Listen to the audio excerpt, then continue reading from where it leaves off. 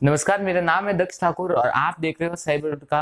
मैं फिर से बकवास करने आ गया हूँ, मजाक कर रहा हूँ। लास्ट वीडियो में मैंने आपको बताया था हैकर कौन से टाइप के होते हैं और हैकिंग क्या होती है असल मायने में। पर इस वीडियो में मैं आपको बताऊंगा, अगर जो आपको एक हैकर बनना है या फिर आपको एथिकल हैकिंग की स्टडी करनी है, आपको पेनिट्रेशन टेस्टिंग सीखनी है, तो उसके लिए की स्टेप्स क्या होने चाहिए। देखिए, अगर जो हम डिस्क्राइब करें, हैकिंग खुद में एक बहुत बड़ी चीज है। हैकिंग में बहुत सारी चीजें आती है, जैसे कि स्निफिंग, स्नूफिंग, एक्सप्लॉइट करना, फिर बैकडोर ढूंढने, रिवर्स इंजीनियरिंग, फिर वल्नरेबिलिटी फाइंड करना, ये बहुत सारी चीजें हैं। तो अगर जो आपको भी एक एथिकल हैकर बनना है, तो सबसे पहले आपको डिसाइड करना पड़ेगा आपको कौन सी चीज में एक एक्सपर्टी लेनी है। आपके पास कुछ बेसिक नॉलेज होना चाहिए। आपको कम से कम विंडोज का या फिर कोई भी एक अपना ऑपरेटिंग सिस्टम का की नॉलेज होना चाहिए।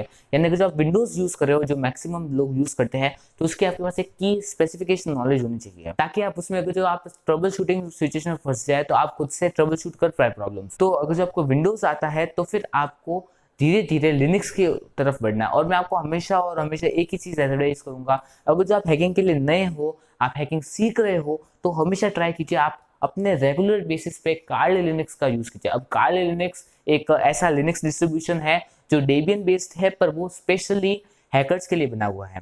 तो बहुत ही ज़्यादा वाइड कम्युनिटी है, आपको इसके लिए बहुत ज़्यादा सपोर्ट भी मिलेगा और बहुत ही ज़्यादा अच्छी चीज़ है। तो अगर आप जिस टाइम से लिनक्स के लिए आप थोड़ा डेवलप हो जाएंगे, आप लिनक्स में कमांड लिखना स्टार्ट करेंगे, क्योंकि लिनक्स का जो इंटरफेस होता है वो एकदम मिनिमल होता है, सिंपल होता है, और सीएमडी पे यानी कमांड लाइन इंटरफेस पे ज़्यादा होता है। तो अगर आपको एक बार उससे आप सूटेबल हो जाते हैं, तो आप कार्ल लिनक्स से अपने इनिशियल हैकिंग स्किल्स सुधार सकते हैं। पर हैकिंग स्टार्ट करने से पहले आपको कुछ चीजें आनी चाहिए, जैसे कि सिर्फ कार्ल लिनक्स लेने से आपको कुछ समझ में नहीं आएगा। आपको कम से कम कुछ बेसिक प्रोग्रामिंग लैंग्वेज आनी चाहिए। अब क्यों?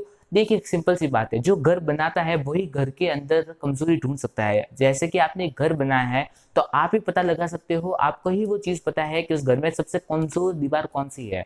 तो उस कमजोर दीवार को तोड़ के ही हम उस घर के अंदर जा सकते हैं। तो आपको एक बेसिक प्रोग्रामिंग लैंग्वेज आनी जरूरी है। अब बेसिक में कौन सी आती है?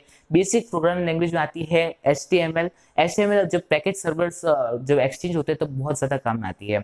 उसके बाद आती है C++, जावा और पाइथन। ये जो 5 लैंग्वेज है, ये मस्ट है। अगर जो आप एथिकल हैकिंग सीख रहे हैं या फिर आप कुछ भी आईटी फील्ड में करना चाहते हैं, तो ये 5 लैंग्वेज बहुत ज्यादा मस्ट है। और उसमें भी मैं ये कहना चाहूंगा, अगर जो ये आपने लैंग्वेज सीख ली है, प्रोग्रामिंग लैंग्वेज, तो आपको स्क्रिप्टिंग भी सीखनी चाहिए। स्क्रिप्टिंग एक अलग चीज होती है, उसके बाद में कभी और वीडियो बनाएंगे। और अगर जो आपने ये दोनों चीजें सीख ली, तो उसके अलावा आपको आनी चाहिए नेटवर्किंग।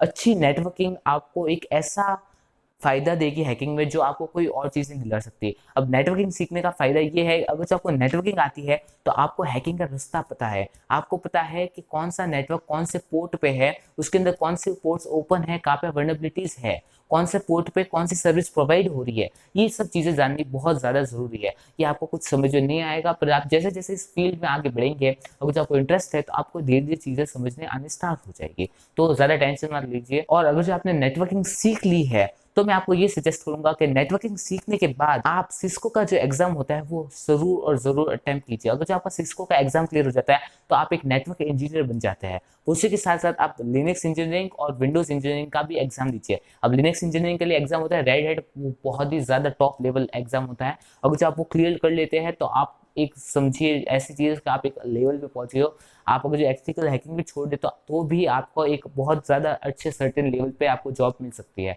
उसके अलावा अगर जो आप विंडोज इंजीनियरिंग करते हैं, तो वो भी आपको इन फ्यूचर बहुत ज्यादा हेल्प करेगा, क्योंकि 80% लोग आज भी विंडोज यूज करते हैं।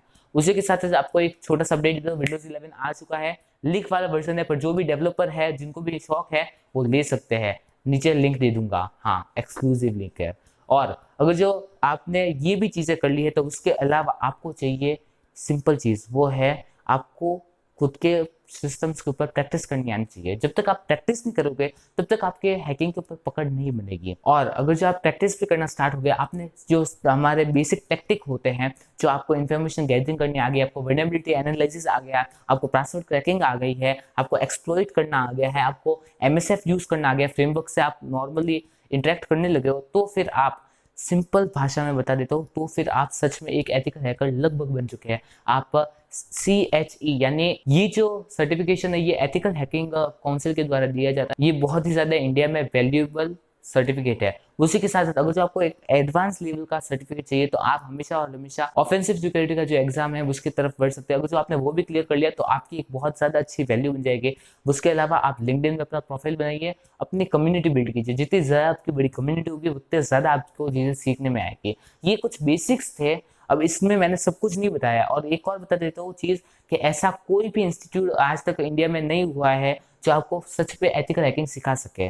कुछ भी नहीं हुआ। आप कितने भी पैसा खर्च लो पर आपको जो हैकिंग है वो अपने अंदर बिल्ड करनी पड़ेगी। ये कला जैसे होती है, अगर जो आपको अंदर से ही हैकिंग आती है, आप अंदर से ही उस चीज़ को डेवलप कर सकते हो, तभी आप एथिकल हैकर बन सकते हो। वरना आप कभी भी हैकिंग नहीं कर सकते। मेरे कहने से या किसी के भी कहने से नहीं कर सकते तो नहीं कर सकते, क्योंकि इसके लिए आपके पास होनी चाहिए क्रिएटिविटी, मैथमेटिक्स और कुछ लॉजिकल थिंकिंग। अगर जो आपके पास ये चीज़ें हैं तो आपका जो बेस पॉइंट है वो हमेशा स्ट्रॉन्ग रहेगा। उसके अलावा आपके अंदर जो क्रिएटिविटी है वो आपको हमेशा मोटिवेट करेगी, आपके अंदर वो जो हैकिंग का आर्ट है वो पैदा करने में आपकी हेल्प करेगी। ये वीडियो यहाँ तक की किताब पर आपको बता दूं, अगर जो आपको हैकिंग सीखनी है, मैंने आपको इतनी सारी चीजें बताई है, तो अब एक और बात कह देता हूँ, फ्री में कुछ भी लेना नहीं चाहिए, ना ही देना चाहिए। तो अभी कभी नीचे जो सब्सक्राइब करो और वीडियो को लाइक करो, बड़े दिनों बात करो, प्लीज सब्सक्राइब कीजिए। 200 सब्सक्राइबर होने वाले हैं, गरीबी में आटा गीला है। तो वीडियो को जो पसंद आई है तो प्लीज ये जो मैंने कहा है वो कर लो। टाटा, सी यू, बाय बाय, जय हिंद, जय भारत। मिलते हैं नेक्स्ट वीडियो में।